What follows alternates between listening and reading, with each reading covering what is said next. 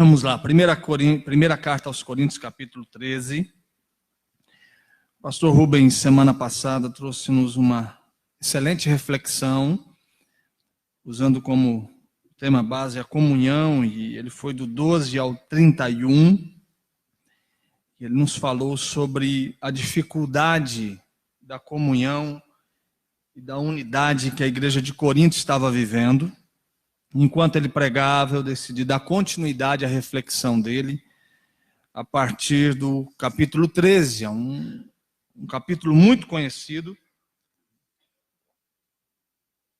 muito lido, principalmente em casamentos. E é importante que a gente tenha uma visão geral da igreja. Você percebe que a gente vai tendo esses cortes a cada capítulo, um subtítulo, mas Paulo está tratando de uma coisa que vem desde a ceia, da dificuldade da compreensão da ceia, da desvalorização daquele socialmente com mais dificuldades, que a ceia, que era um lugar do amor, ágape, havia se tornado um ambiente de separação. Então as pessoas traziam as suas comidas, e quem trazia muito comia muito, e quem trazia pouco comia pouco, e isso era uma falta de discernimento e sensibilidade do corpo. Depois, no capítulo 12, o pastor Rubens falou, deu um histórico da igreja de Corinto, e nos mostrou a dificuldade que eles estavam entendendo agora, de entender a sua participação no corpo, membro do corpo, e eles não conseguindo entender, havia também ali uma compreensão de dons mais valiosos do que outros. Havia uma competição baseada em quem era mais importante ou menos importante. Havia uma referência que eles apontavam para diante deles, dizendo: eu sou desse, eu sou daquele, eu sou de Paulo, eu sou de Apolo. E aí Paulo vai dizer: Paulo, Apolo morreram por vocês, foi o corpo dele que foi sacrificado em favor de vós. E ele vai trabalhando que todos eram um, que eles conhecessem o amor de Deus a partir da unidade. E aí no capítulo 13 ele começa a dizer qual é o caminho para que essa unidade se torne efetiva, uma realidade. Então ele está tratando de um processo de separação, de conflito, de falta de entendimento do outro na nossa vida comunitária. E aí no 13 ele começa: agora eu passo a mostrar-vos um caminho sobremodo excelente. Então é como se ele estivesse subindo um novo degrau. Ele está dizendo: agora eu vou mostrar algo diferente para vocês. Um caminho excelente que não tem sido o caminho de vocês. Eu vou mostrar agora um novo degrau que deve se tornar a realidade de vocês, um novo lugar para se viver e construir relações.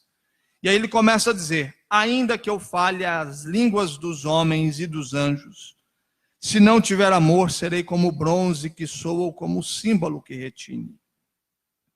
Ainda que eu tenha o dom de profetizar e conheça todos os mistérios e toda a ciência, ainda que eu tenha tamanha fé, a ponto de transportar montes, se não tiver amor, nada serei. E ainda que eu distribua todos os meus bens entre os pobres, e ainda que entregue o meu próprio corpo para ser queimado, se não tiver amor, nada disso me aproveitará. O amor é paciente, é benigno. O amor não arde em ciúmes, não se ufana, não se ensoberbece, não se conduz inconvenientemente, não procura os seus interesses, não se exaspera, não se ressente do mal. Não se alegra com a injustiça, mas regozija-se com a verdade. Tudo sofre, tudo crê, tudo espera, tudo suporta. O amor jamais acaba. Mas havendo profecias, desaparecerão. Havendo línguas, cessarão. Havendo ciência, passará. Porque em parte conhecemos e em parte profetizamos. Quando, porém, vier o que é perfeito, então o que é em parte será aniquilado. Quando eu era menino, falava como menino, sentia como menino, pensava como menino. Quando cheguei a ser homem, desisti das coisas próprias de menino, porque agora vemos como um espelho, obscuramente, então veremos face a face. Agora, conheço em parte, então conhecerei como também sou conhecido. Agora, pois, permanecem a fé, a esperança e o amor. Estes três. Porém, o maior destes é o amor. Amém?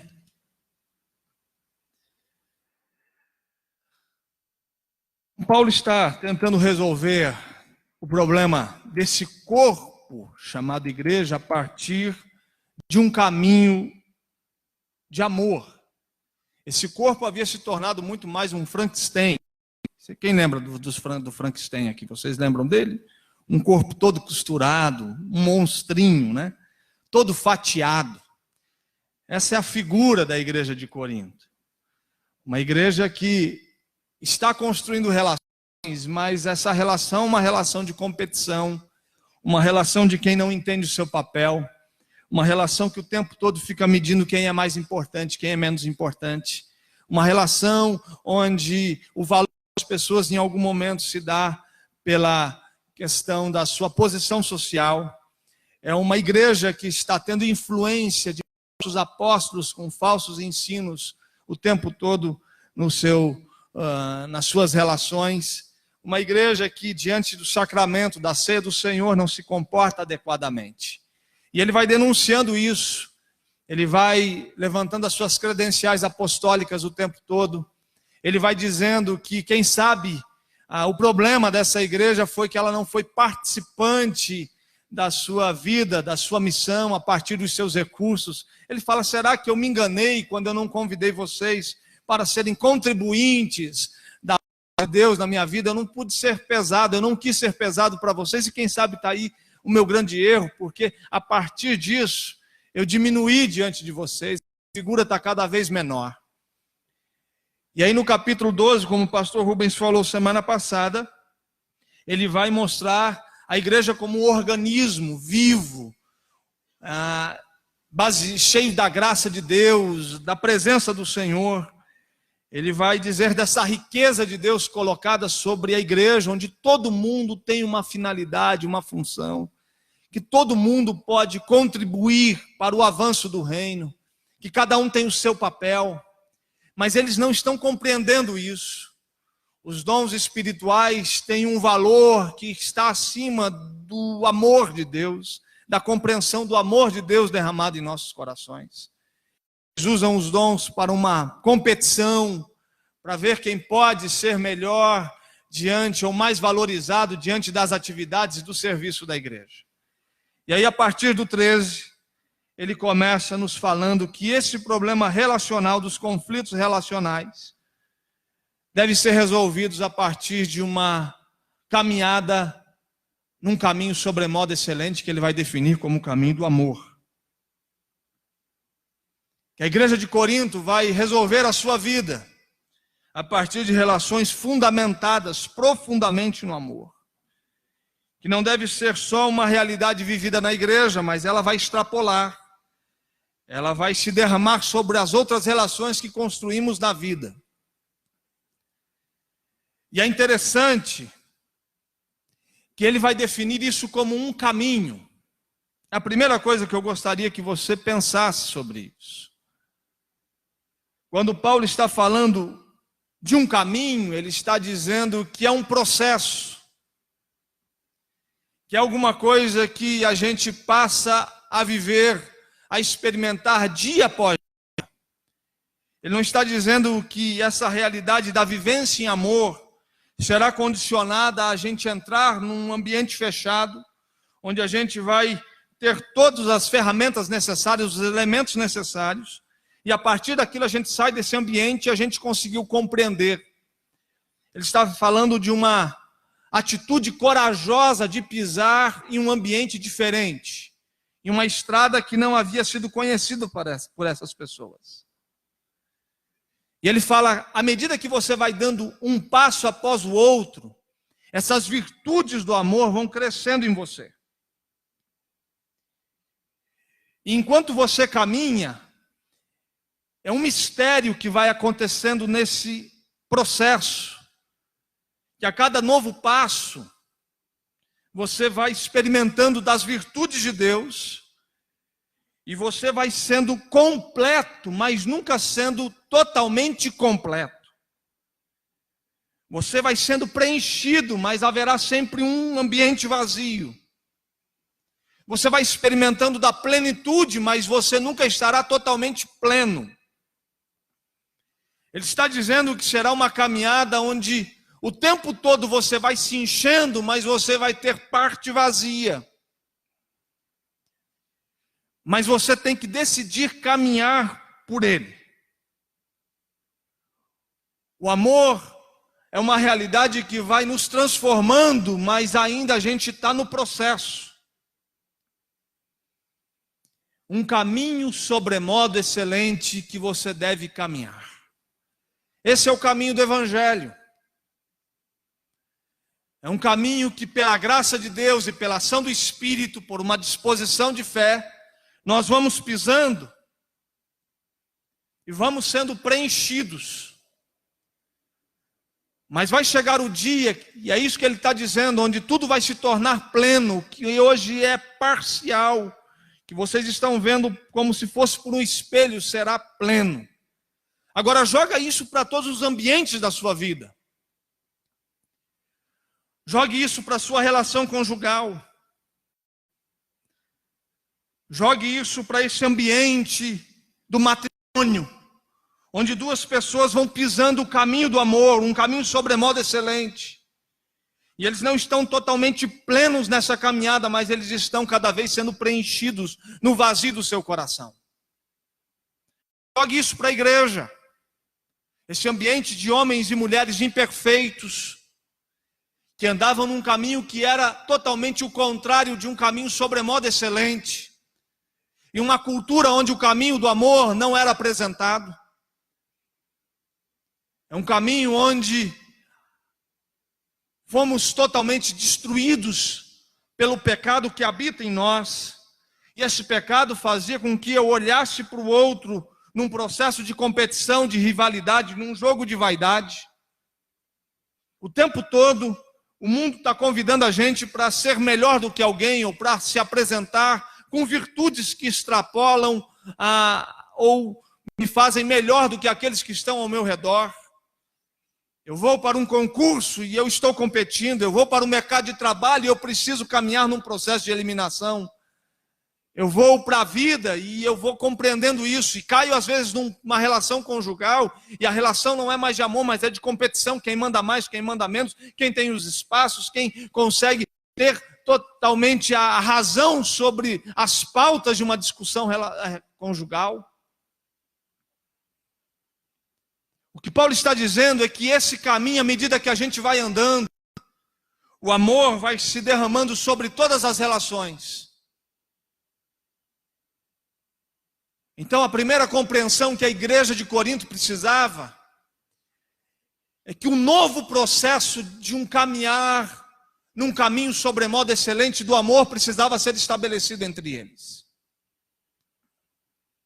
A segunda coisa é que a verdade que a gente escuta sobre Deus hoje, ela leva tempo para se tornar concreta e efetiva nas nossas vidas.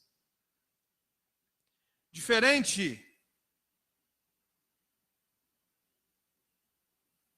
da agenda ou da pressão do mundo que vivemos, onde a pressa, o processo acelerado é o que comanda a vida.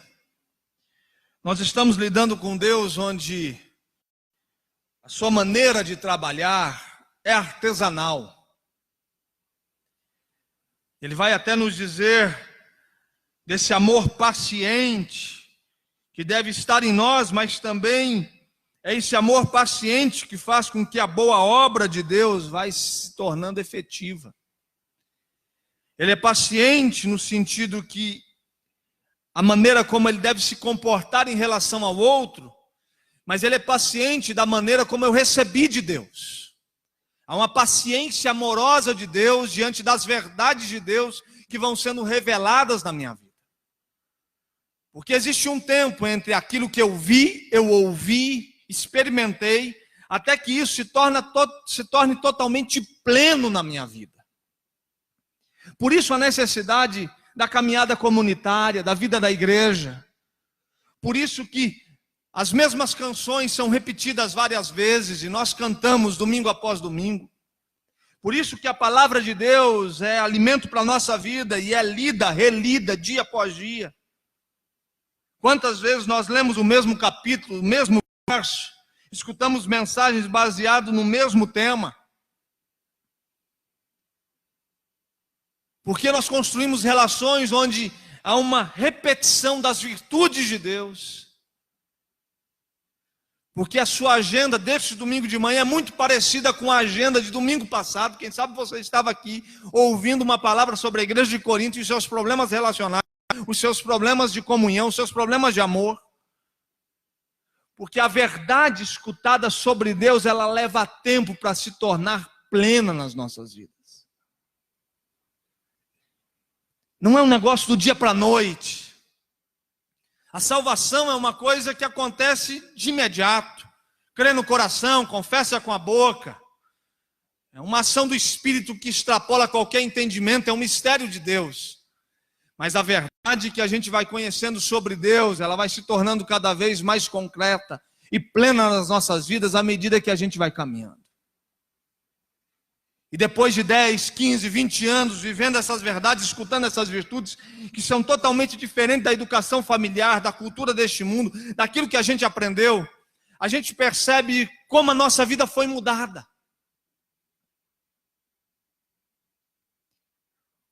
Como algumas coisas no nosso coração são diferentes, como a gente começa a reagir diferente.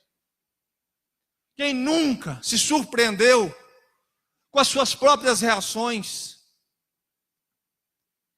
Quem nunca se surpreendeu com um jeito diferente de falar diante de uma situação que em determinado momento agiria de outra forma?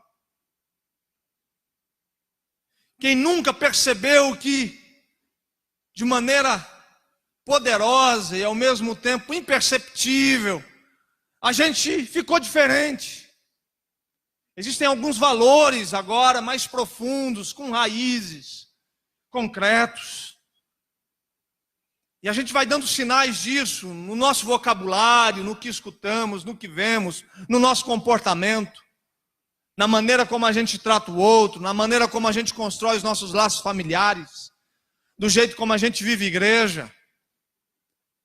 Como eu sou uma pessoa diferente do que eu era aos meus 17 anos, quando numa certeza da necessidade de Cristo na minha vida, eu me rendi aos seus pés. Mas aquelas verdades que eram verdades naquele tempo, elas levam uma história para se tornar efetivas no meu coração. Por isso que o caminho do amor não é o caminho da moralidade, do apontar de dedos, da denúncia. Está vendo? Escutou isso, mas age desse jeito. Porque ele está dizendo que esse caminho do amor é um reflexo da paciência que Deus está tendo conosco e deve refletir também de maneira paciente nas relações que a gente constrói a partir da gente.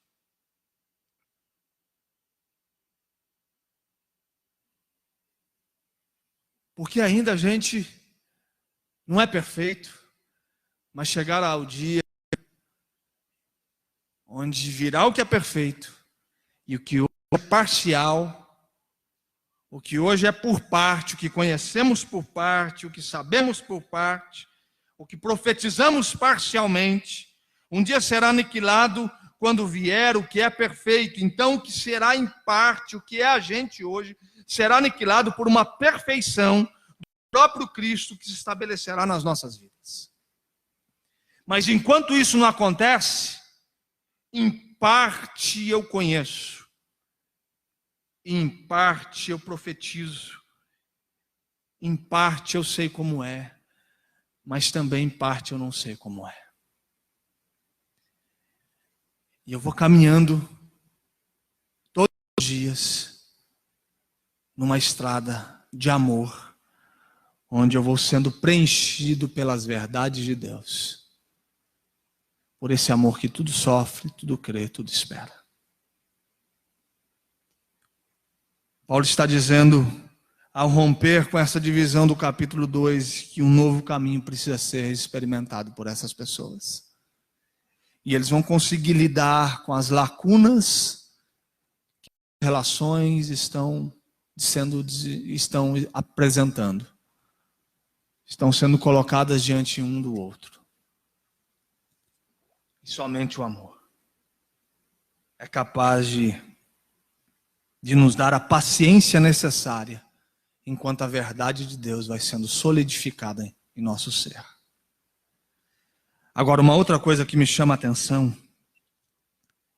é quando ele vai dizer no verso 11: quando eu era menino, falava como menino, sentia como menino, pensava como menino. Quando cheguei a ser homem, desisti, diga desistir. Diga mais forte, desistir. Menino todos nós somos. Homens nós nos tornamos. Todo mundo é menino. Homem é um negócio que a gente se torna. E o caminho do amor é o caminho que torna menino em homem. É o caminho que faz a gente desistir dessa síndrome de Peter Pan. Lembra do Peter Pan? De vez em quando eu estou conversando com um jovem adolescente, eu cito algumas coisas da minha infância achando que é da realidade dele, eles ficam olhando para mim assim como se não desistisse, né? Mas Peter Pan é da nossa geração, não é? Não é? Lembra dele? Da terra do nunca? Era um menino que não crescia. Menino, sempre menino, vivendo como menino, agindo como menino, fazendo as coisas de menino, falando como menino, e não virava homem. A síndrome dele era uma síndrome de infantilidade. Alguém que quer viver no parque de diversão por toda a vida achando que a existência acontece ali. O amor, essa realidade que arranca a gente desse universo de infantilidade. De coração infantil, de mente infantil. De relações carregadas de infantilidade. E é interessante que Paulo está dizendo, quando eu comecei a caminhar no caminho do amor, que tudo suporta, tudo crê, tudo espera. O amor é paciente, é benigno, o amor não arde em ciúmes. Nesse caminho, para eu continuar pisando nele, dia após dia, um mês após o outro, para que eu pudesse mergulhar nessa realidade desconhecida do amor, eu tive que desistir de ser menino, de lidar com as minhas doenças como menino, de lidar com o outro a partir da infantilidade, de ficar administrando essas realidades em meu coração. E esse é o encorajamento de Paulo para a gente a partir desse caminho sobremodo excelente. Um caminho onde homens e mulheres desistem de ser meninos, meninas, e se tornam homens e mulheres adultos, discernindo a vida, calculando os custos. Gente que não administra suas relações a partir da infantilidade, das feridas, daquelas coisas mais infantis, onde você vê duas crianças brigando, entrando em um conflito, você olha para aquele universo e assim, como que pode haver, mas você compreende, porque faz parte da idade, faz parte do tempo, da era, mas não dá para pegar aqui o Marcelo e o Rafael e ver esses dois brutamontes brigando aqui por causa de um carrinho. É patético. Pegar dois homens e ficarem brigando por causa disso ou daquilo, ficar indo atrás da mãe e do pai, dizendo, mãe, pai, o grandão aqui me deu um peteleco. Ele está dizendo, vocês não podem viver a vida com essas infantilidades, isso tem que ficar em outro momento. Porque amor é coisa de gente grande, amor é para gente adulta, é para gente que cresceu. Amor não é coisa de menino.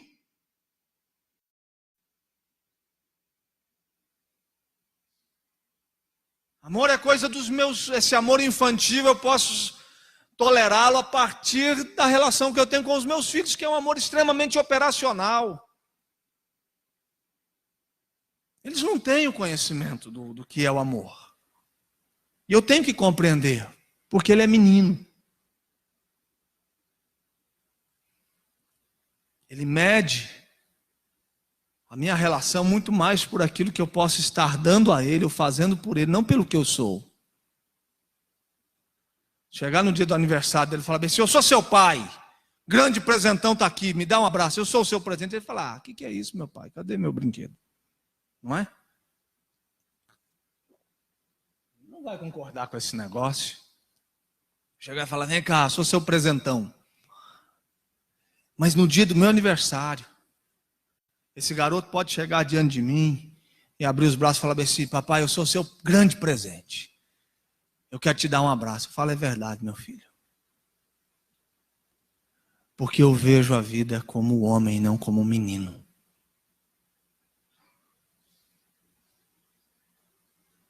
A gente precisa desistir das coisas de menino. Dos elogios de menino. Das brincadeiras e também das relações carregadas de infantilidade. A gente precisa sair do parque de diversão. Porque amor é coisa para gente grande. É para gente que virou homem. É para mulher que virou mulher.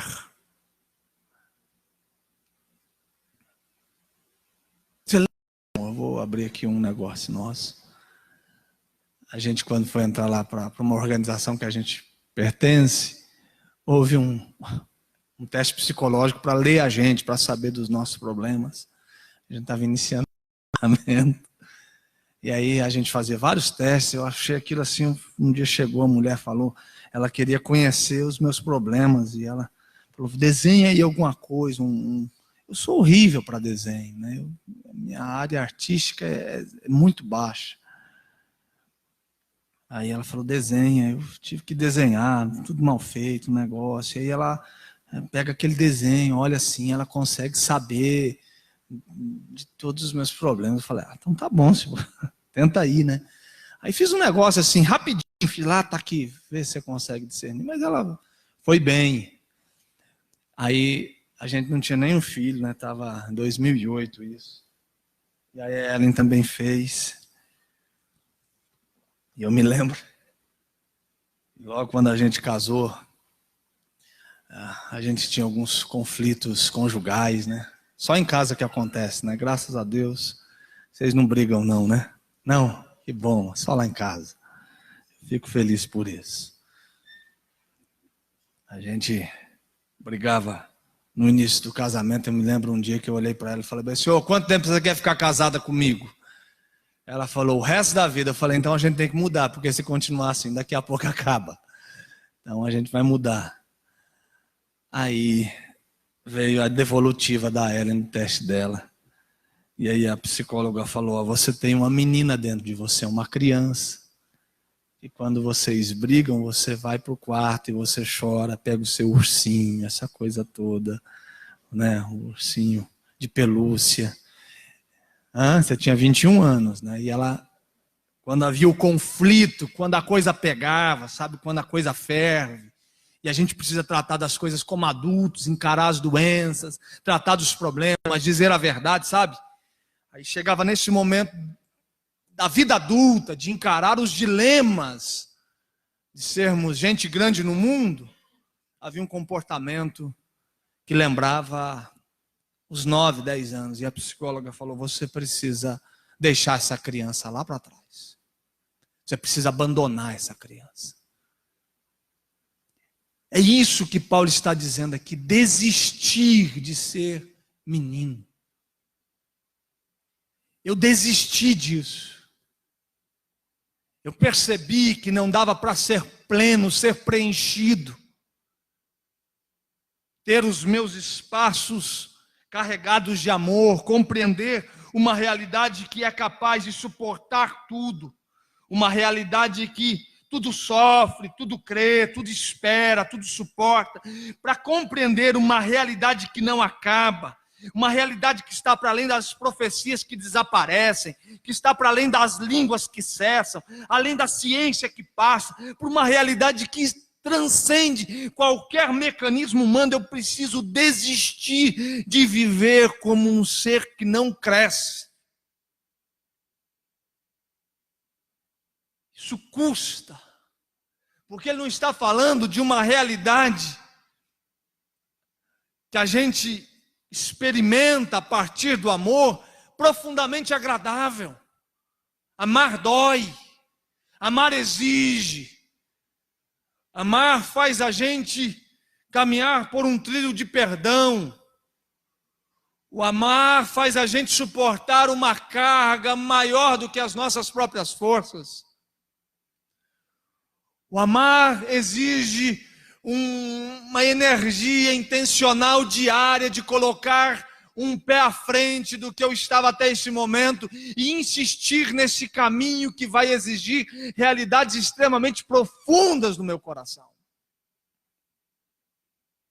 E somente o amor faz uma igreja infantil se tornar igreja adulta, relações carregadas de infantilidade se tornarem relações maduras. Somente o amor faz a gente tratar com seriedade, com honra, com dignidade, os filhos, a esposa, o amigo, encarar o ambiente de trabalho de maneira séria.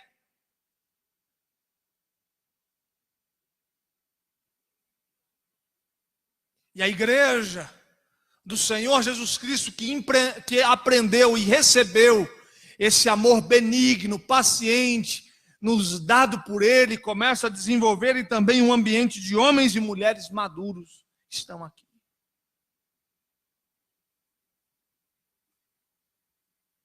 Crescendo nesse ambiente. A igreja deveria apresentar para o mundo os melhores homens e mulheres da cidade. Se alguém perguntasse onde estão as melhores pessoas dessa cidade, as igrejas que pregam o evangelho deveriam apresentar as pessoas das suas igrejas para a cidade, dizendo: aqui estão os melhores homens, as melhores mulheres.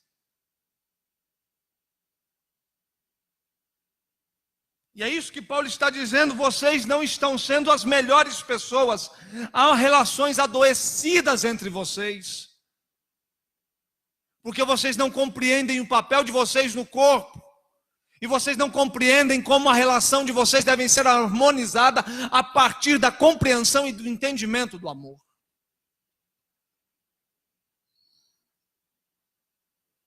Aqui não é um lugar para que a gente desenvolva e construa as nossas doenças, mas é um lugar onde nós vamos nos tornando maduros, à medida que a verdade ouvida, vista, experimentada vai se tornando cada vez mais concreta em nosso ser. E a gente vai estabelecendo uma vida onde toda a sua dedicação, todo o seu derramar sobre os outros é um derramar de amor. É um caminho sobremodo excelente, difícil de ser vivido, na sua relação com o seu esposo, com a sua esposa. Difícil de ser vivido uma relação com os nossos filhos, que é o nosso primeiro núcleo de amor. Uma relação difícil de ser vivida na igreja. Mas é o único caminho que faz meninos e meninas se tornarem homens e mulheres. Um caminho de modo excelente. E é nesse caminho que, pela graça de Deus, vocês têm que pisar. É essa segunda-feira que você deve viver, pisando nesse terreno do amor e progredindo nisso, intensificando a sua caminhada. À medida que você vai caminhando, você vai percebendo que aquilo que era totalmente vazio, o ambiente estava quase nada preenchido, vai sendo preenchido mas sempre parcial. Porque chegará o dia que a gente vai ver de maneira plena, concreta, absoluta. Mas até esse dia, um caminho sobremodo excelente, chamado o caminho do amor, deve ser experimentado, vivido pelas nossas vidas. Arranque essa criança de você e para que o Senhor te permita crescer, conhecendo o amor dele e amando as pessoas que estão ao seu redor. Amém?